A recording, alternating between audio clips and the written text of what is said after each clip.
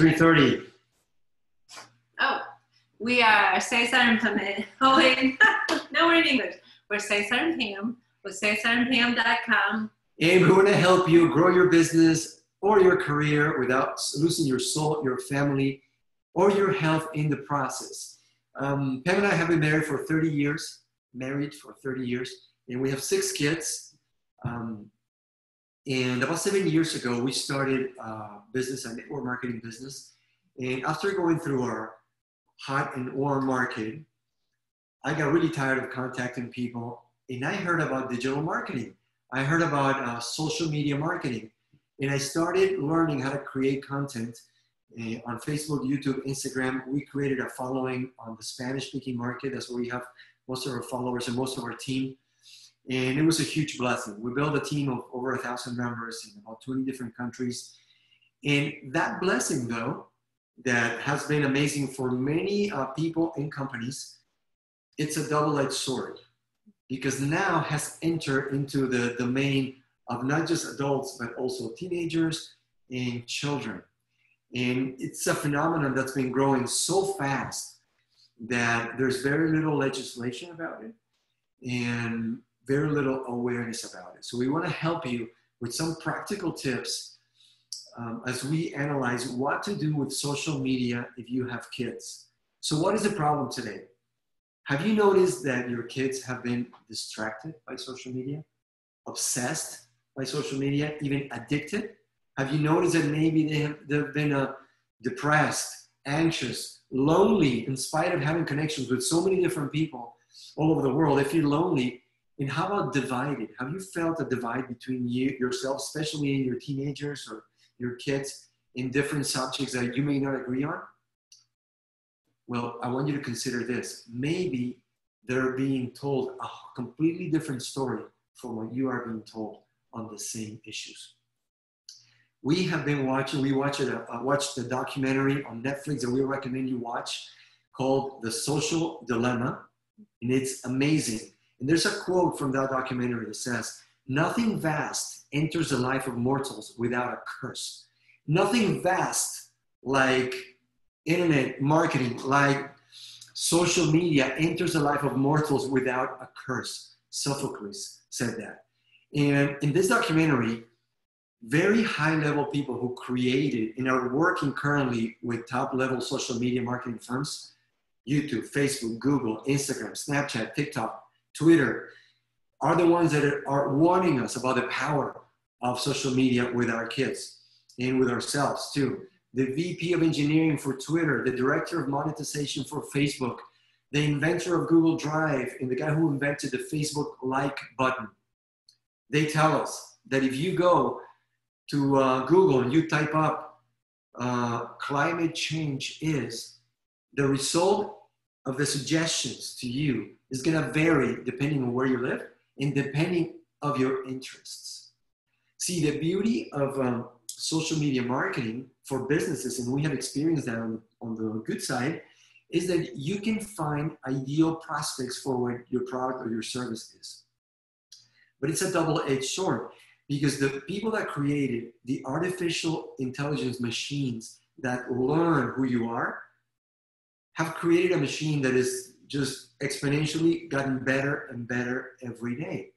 I don't know if you remember watching the movie Terminator or any movie where they talked about the machines taking over, robots taking over the world, right? Well, it's already taking place, but not in the way that we thought. It's taking place in a psychological, emotional connection way, towards these engineers created an AI environment that can learn about you so quickly and psychologically move you to an emotion without you being aware of it. And that is the danger of it. We are being watched, the documentary says, tracked, optimized, and monetized. The teams of engineers and AI trained machines can use your psychology against you. Steve Jobs said that when he invented the phone, remember him standing on stage and saying, "Today we're going to reinvent the phone," where you could have now the power of a computer in your hand and the power of the internet. he talked about it being a wonderful tool, and it's true. It's an amazing tool, but it's a different type of tool. If you go to your garage, to your toolbox, and there's a hammer there. Yesterday we were trimming the trees in the backyard, and my saw is sitting there, right? Has no ulterior motive. It's not optimized. Calling to you. No, it's not telling me. Use me.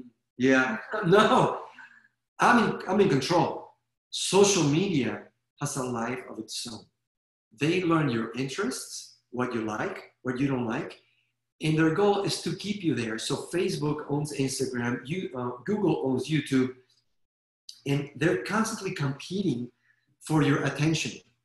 And tell me about that, honey. You were talking about in the documentary that it's the first time in history where we are the farm, we are the product. Yeah, I mean, you said that in that quote, you know, that they want to monetize us.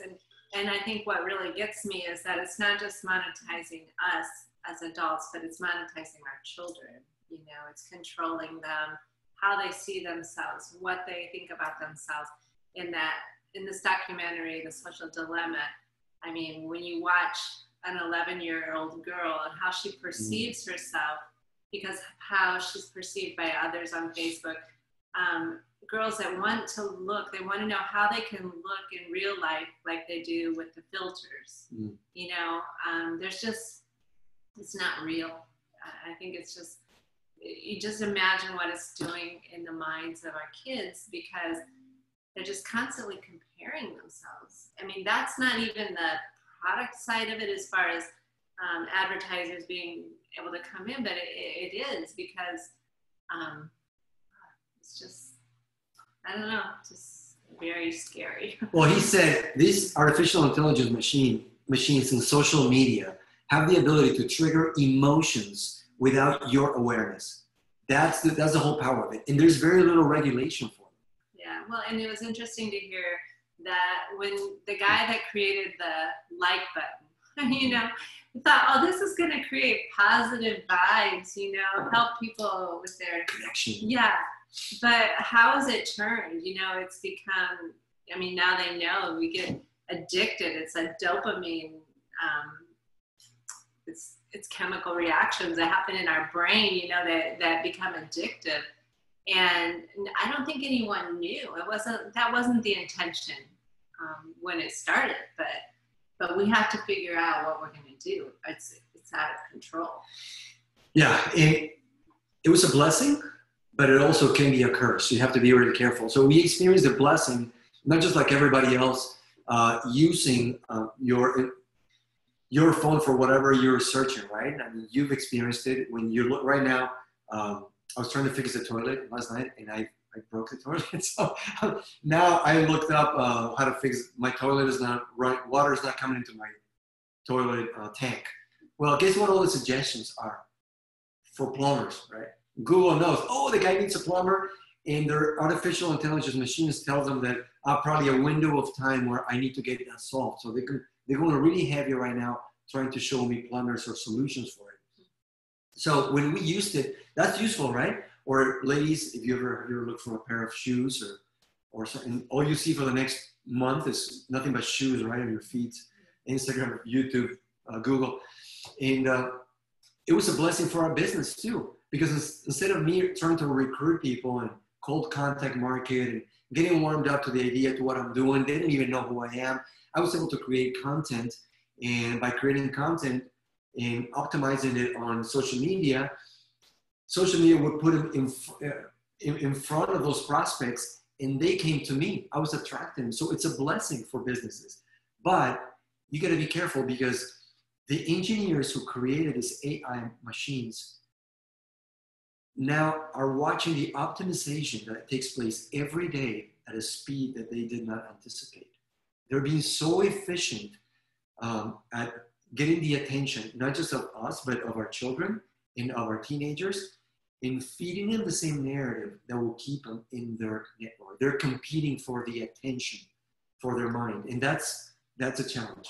Well, and what's dangerous is because what they're giving us is what it's detected that we want, the information that we want. So we're not getting the real picture, the whole picture. We're just getting the side of things that they believe we want to hear, what we want to hear. That's what we're getting fed. So I think that's where the danger comes in, that the documentary talks about. When there's not a shared reality, then we don't have any hope of being able to solve conflict, because we're not operating on the same foundation of what is really true. We think we know what's true, but it's only what we've seen. It's that little part. Mm-hmm. So, I mean, the first challenge for me, and I want to challenge you to do the same as a parent, is know that you're looking just at probably a partial perspective of the issues that you hold near. And that's happened to me politically, socially, and know that the other person is looking at something completely different. Just like when on the defensive driving test that I was taking one time, it said that, why is it that anybody's driving more slowly than you is an idiot, and everybody driving faster than you is a maniac, right? When somebody does or says or believes something different than what you believe, I'm speaking about if you disagree with your teenagers now, you usually would think they're either dumb or they're evil. Why would they disagree with what I believe in? Aren't they looking at all the information I'm looking at? The answer is no. It's like you go to Wikipedia, the documentary says, and if you go to Wikipedia, what would it be like if Wikipedia gave you the answer, personalized answer for you? That's not what you want. You don't want a subjective definition of reality. We need an objective definition. So step number one is to realize that you and I may have a different feed than our kids. So that gave me a different level of empathy for having discussions with my teenagers. It is a fact, they said, that fake news spread 6 times faster than real news. That was shocking to me, that it didn't matter at the end whether it was true or not. People believed it. Complete political movements took over in Myanmar, where lots of people were killed because of fake news. Political movements in Chile, in Brazil, taking place because of the power of social media. So the application of it, number one, be aware that the reality that you're being fed by your social media feed, whether it be YouTube, Facebook, Instagram, Google, may be partial. And the one that your kids are receiving is probably partial as well. Be aware. Number two, communicate. It's an amazing opportunity to communicate this with your kids and teenagers and children. Yeah. I mean, and it's way easier to start when your kids are young, before they have their phones. I know we watched the documentary. If you're just getting on, we're talking about the documentary, The Social Dilemma, on Netflix. And we watched it with our 13 and 12-year-old and wished that our 16-year-old and 20-year-old were in the room with us, and we are going to try to watch it with them. But watching it with our 12 and 13-year-old, they're not in the world yet of social media. It's not affecting them directly. So they're able to analyze, and they were able to see the dangers. They're able to look at other people's lives and recognize when somebody's addicted, and how it's affecting them. So I think it's really healthy to have the conversations to start when your children are young, and it's a much easier, before they're opening up. I think, if you homeschool like we do, you've been able to operate in your home and feel like you're all on the same page. Not that everybody has to believe exactly the same and can't have any doubts and questions. I mean, when it comes to our faith, we want our kids, we want them to own it. We want them to seek and look, what does the Bible say? Look at other authorities outside of ourselves. But it's like we knew what the influence was. And I think the biggest thing that, we've known for a while, but maybe not to the degree that the outside influence that they're getting through their phones, it's powerful. It's not their fault in a sense. I mean, it is designed to take over their minds, really. Yeah. So number one, be aware. Number two, communicate with your kids and with your teenagers. And number three, set limits. But you know what? This is the toughest one. Set limits begins with yourself. Yeah. We need to start setting limits.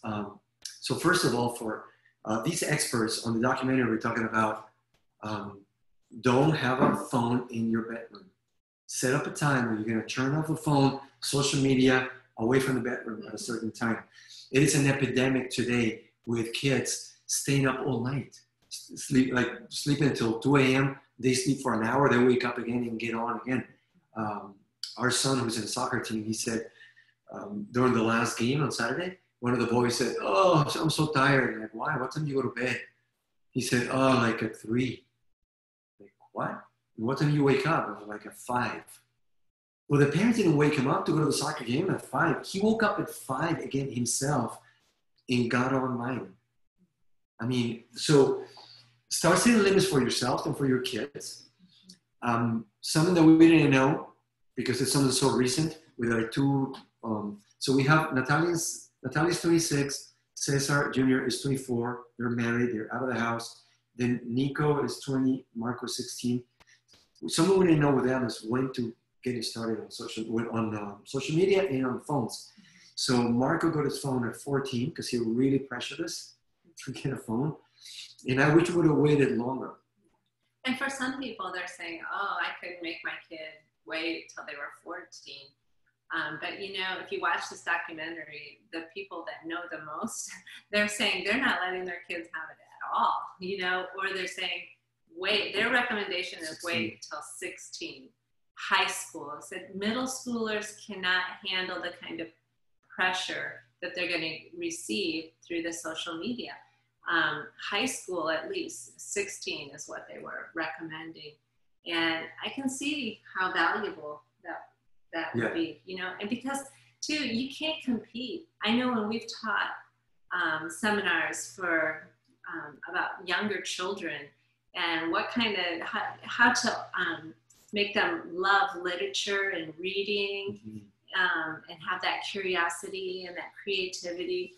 We always say, well, you can't compete with technology, so really limit technology. Wait till you bring in the technology, because it's a battle that's hard to win. And I think it's in even greater way, it's with giving them a phone, you know, with access to social media. Yeah, and learn to plan your day, your week, your month with your kids. Decide at which time, okay, screen time only goes on for a certain time, and the rest of the time they're either reading or they're working or they're playing outside doing something. Yeah, and create an environment, create community for your family.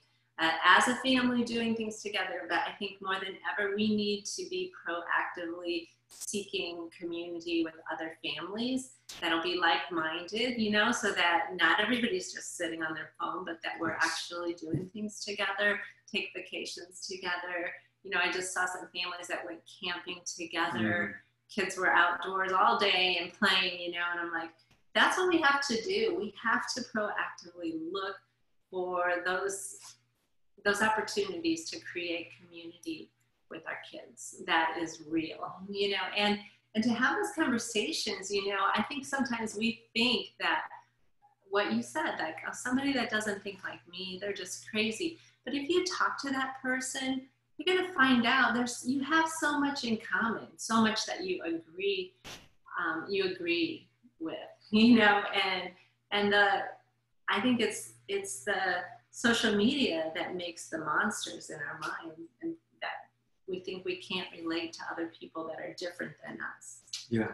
So let's have a strategy. Let's be aware of the danger of a huge blessing that comes with a potential curse, and make it an opportunity to communicate with your kids, with your teenagers, set limits, have a strategy. We're going to start a coaching coaching program for people that want to improve their parenting. I know it's been a crisis this year, 2020, with the pandemic, with the quarantine. And a lot of parents have reached out to us to let us know that they don't know what to do at home. It's been really, really a huge challenge because they never had their kids so much with them. So it's actually a blessing. We want to help you maximize that and leave the greatest legacy you can, which is your family. See, the greatest change we can make in this world is not outside. Starts in your person. You're the only person you can control. And then extends to your family, to your immediate family, to your spouse, and then your children. We want to help you invest in your children, know what to do, how to create how to build on the two foundations, how to be your child's friend, and how to be your child's leader. Those two, the camera. Those are the two foundations. Sorry, you're going to say something? Just that I just constantly have to remind myself that there is nothing that man can create that is greater than the power of God. And so pray, number one in strategy is to begin to pray. Pray for your kids, pray for yourselves, and invite the power of the Holy Spirit into this situation, into our social dilemma. That's right. Guys, so again, if you want more information about the coaching, send us a message. Otherwise, follow us on YouTube, Facebook, Instagram. If you like this video or you know somebody who would benefit from checking out this information, please share it and subscribe to our channel. And remember, we want to help you grow your business, grow your career without losing your soul, your family, or your health in the process. We are Say Siren Pam with SaySirenPam.com.